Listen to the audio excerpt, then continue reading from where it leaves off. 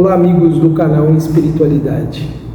Nos aproximamos da Páscoa, uma época em que os cristãos relembram a morte de Jesus e eles entendem, sobretudo, que foi um momento de sacrifício que Jesus se deu para que nós pudéssemos ter os nossos pecados apagados, limpos, resgatados de alguma forma.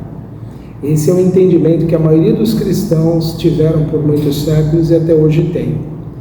Nós espíritas não aceitamos de forma absoluta essa ideia de sacrifício de Jesus para apagar os nossos erros, né?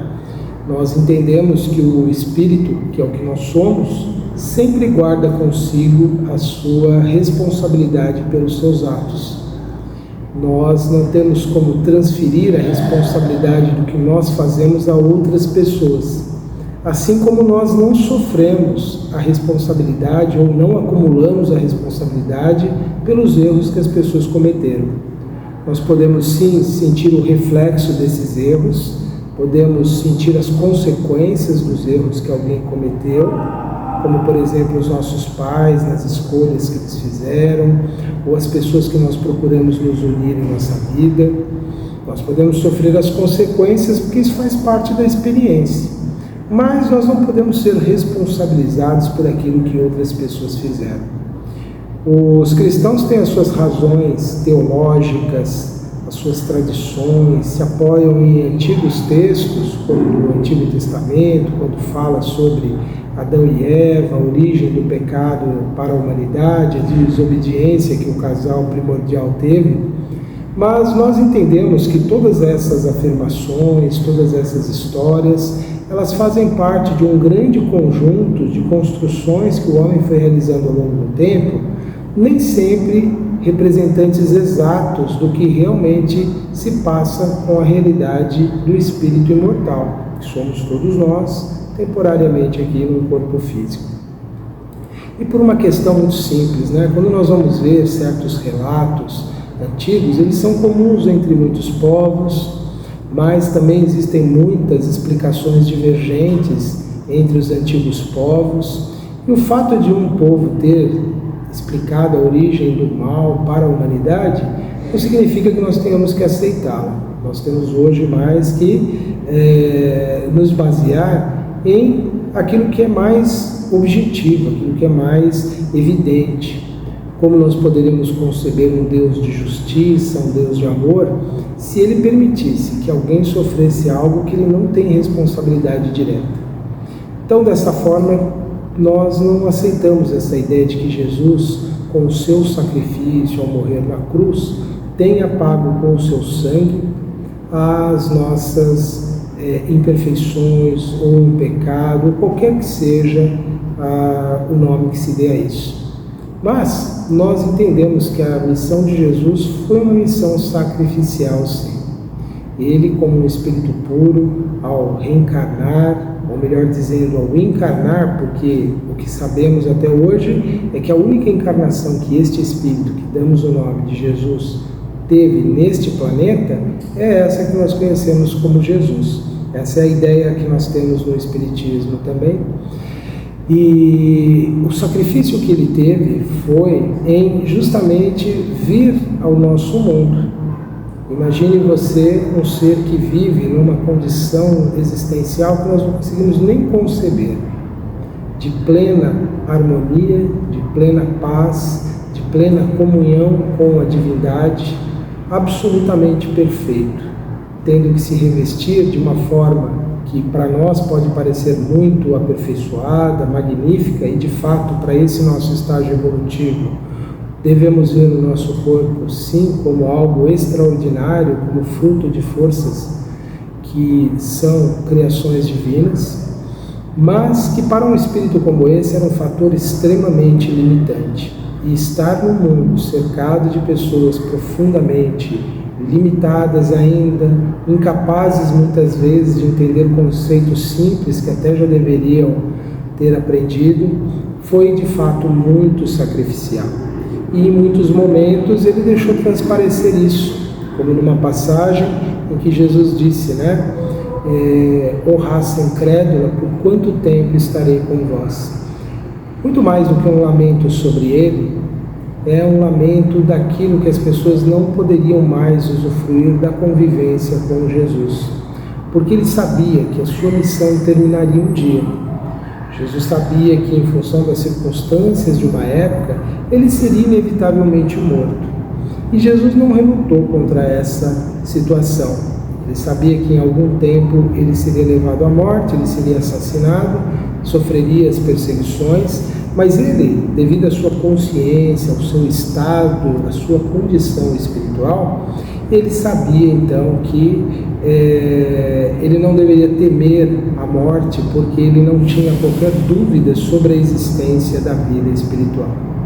Ele sabia que ele deveria dar esse grande testemunho para as pessoas posteriormente, de voltar espiritualmente e demonstrar, olha, os seres humanos sobrevivem à morte. Para os discípulos aquilo foi um fato extraordinário. Eles constataram a morte de Jesus, diferente do que hoje algumas pessoas tentam considerar certas hipóteses de que ele não teria morrido na cruz, mas é uma ideia muito clara de que sim, de fato ele desencarnou naquele momento ali da crucificação, após algum tempo, ali, após algumas horas. Ele voltando e tendo sido visto o seu corpo ali preparado para ser sepultado, ou nem terminar a preparação, porque devido aos rituais da época não foi possível concluir isso. Por isso que as mulheres voltam no domingo ao túmulo para finalizar aquele trabalho de preparo do corpo, e aí constatam que ele não estava mais lá. E aí nós temos essa ideia de que a morte de Jesus foi algo que ele consentiu que acontecesse, para que as pessoas pudessem então ter um testemunho definitivo de que ele não era, ou melhor dizendo, que o ser humano não era passível de morte total, ele sobreviveria à morte. Infelizmente, com o passar dos séculos, as pessoas criaram outras interpretações.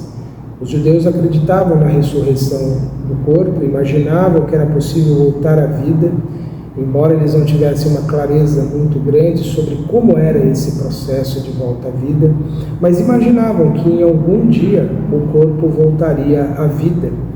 E isso porque o homem, por muitos séculos e até hoje é assim, ele tem uma grande dificuldade de se conceber como sendo um ser espiritual vivendo um corpo material. Nós nos identificamos tanto ainda com a matéria devido às nossas imperfeições que nós chegamos a conceber realmente que o nosso ser é o nosso corpo, ou seja, nós somos o nosso corpo. Embora o corpo tenha grande e profunda influência sobre o espírito, nós não somos o nosso corpo. Nós somos temporariamente limitados pelo nosso corpo. Temporariamente, o nosso corpo nos impede o desenvolvimento de certas potencialidades, mas isso não é um prejuízo na evolução do espírito. Pelo contrário, ao estarmos encarnados, estamos desenvolvendo, aprimorando certas características nossas de natureza espiritual. Estar encarnado é como estar num grande laboratório, numa grande experiência de vivência, de absorção de conhecimento, de transformação. É estar limitado para que o nosso maior potencial se desenvolva. Então, para nós espíritas, nós temos que considerar que nós não somos o corpo. Daí a clareza para nós de que o que importa realmente para o ser humano não é tanto ressurgir depois da morte no seu próprio corpo, afinal de contas ele vai estar desgastado, corrompido, alterado, adoecido, sendo que nós poderemos, como espíritos, desenvolver muito mais a nossa capacidade, muito mais a nossa potencialidade. É estranho que nas tradições antigas as pessoas eram capazes de, pela intuição, captarem ideias muito sublimes sobre a natureza humana, Quando no próprio Antigo Testamento se diz que Deus criou o homem à sua imagem e semelhança, não estava falando de corpo físico, mas estava falando de algo que não é matéria, que é espírito. Deus é algo não material, nós, como espírito, somos algo não material. embora possamos ter corpos, na verdade, um corpo material, que é esse nosso corpo físico, corpos espirituais, que são graduações dos fluidos que nos revestem e permitem essa comunicação do espírito com o corpo físico.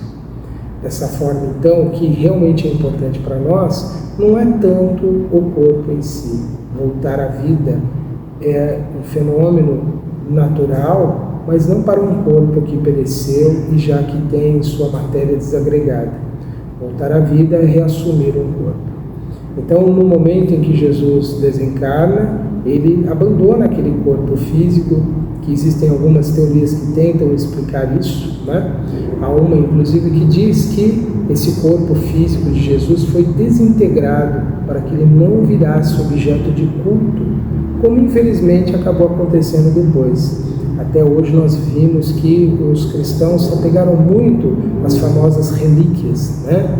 Pedaço do osso, da canela de alguém, a mão de alguém, a mandíbula de uma santa e por aí vai. Imagine se o corpo inteiro de Jesus ficasse preservado, o tamanho apego que nós ficaríamos a isso, a essa situação material.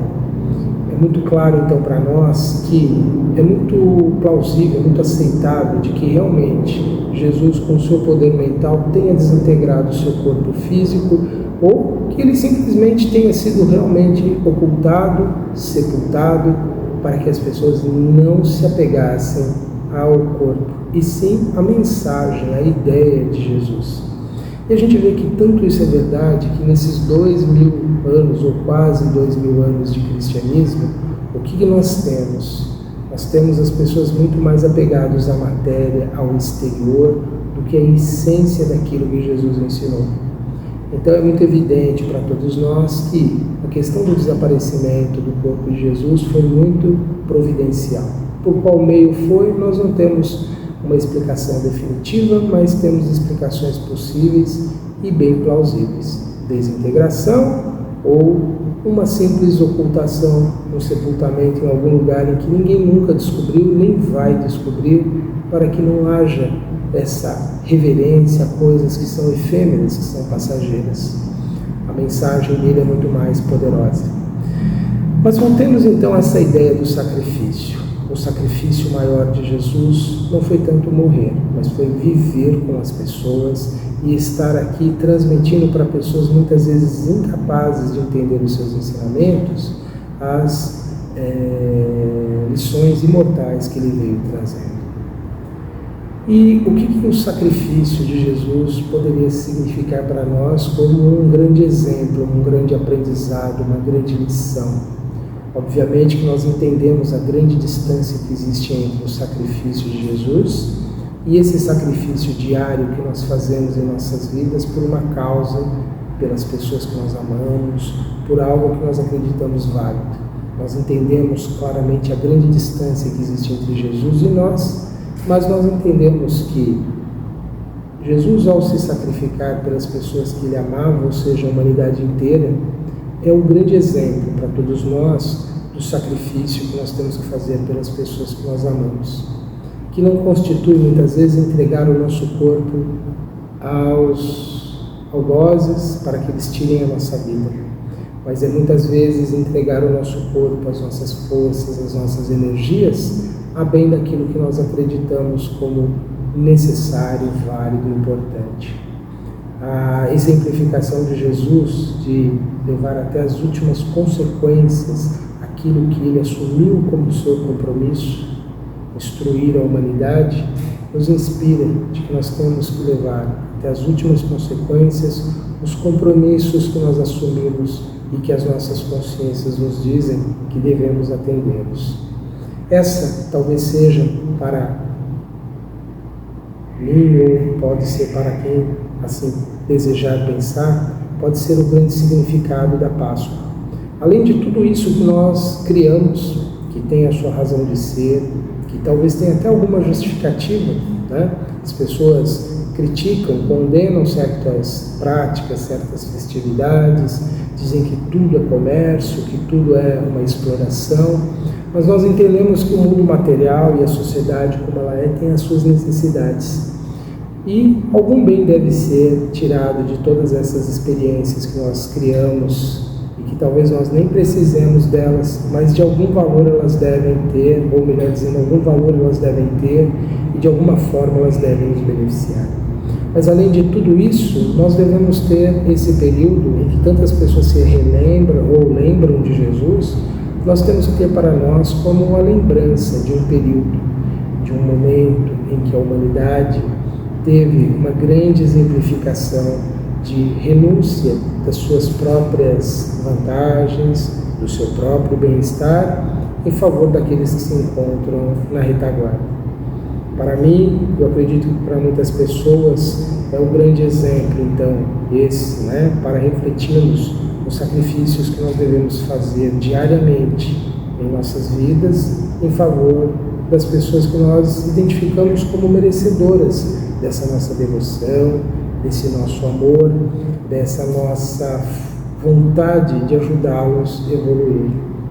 Fica essa, então, como sendo a nossa mensagem para esse período em que tantos estão comemorando a Páscoa, muitas vezes pensando apenas na reunião em família, apenas como uma comemoração, uma oportunidade de rever e confraternizar as pessoas, mas já que tantos pensamentos, tantas pessoas estão com sua mente voltadas para essa época, vamos nos conectar ao mundo espiritual superior, a essas ideias que pensam sobre o grande e importante significado espiritual da vida de Jesus. Toda a sua experiência é inspiradora para nós.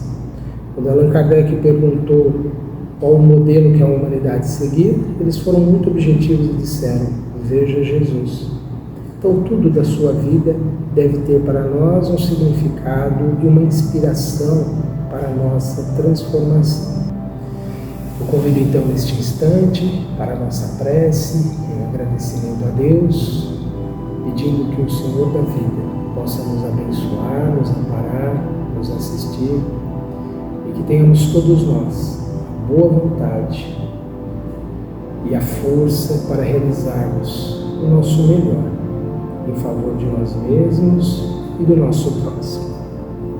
Permite, Senhor, que possamos a cada dia ampliar a nossa compreensão sobre as suas leis e assim trabalharmos pelo nosso progresso, pelo progresso das pessoas que nós convivemos. Que o Senhor possa abençoar, amparar, proteger e assistir a todos os que se encontram, Senhor, em momentos difíceis em suas vidas, às vezes tão pressionados, tão cansados de tantos desafios, Senhor. Às vezes incompreendidos e exigidos, mas que ainda assim eles possam prosseguir, Pai, em suas lutas, em seus esforços, sendo amparados pelos Espíritos amorosos. Que possam todos esses Espíritos sábios e benevolentes continuarem ajudando a todos os que se esforçam, a todos os que se dedicam ao seu progresso e ao progresso, ainda que seja pequeno, da parcela da humanidade que assumimos a responsabilidade. Que o Senhor possa abençoar a todos e que aqueles outros nossos irmãos inconsequentes, levianos, descomprometidos com os seus deveres, que possam acordar a tempo, possam despertar de suas ilusões e possam ainda aproveitar a experiência atual para o seu progresso e o seu crescimento espiritual. Obrigado, Senhor, por tudo e que o Senhor possa continuar abençoando a todos nós, aos nossos irmãos que nos acompanham semanalmente e a todos os que um dia ouvirem essas palavras. Obrigado, Senhor, por tudo. Que assim seja. Meus amigos, foram estas as nossas reflexões para este momento. Continue acompanhando nossas reflexões aqui no canal Espiritualidade, conhecendo a nossa programação, os outros programas. E na semana que vem retornamos à nossa análise e estudo do Evangelho segundo o Espiritismo, buscando a inspiração para as nossas vidas. Um Um grande abraço a todos, que tenhamos uma Páscoa espiritualizada.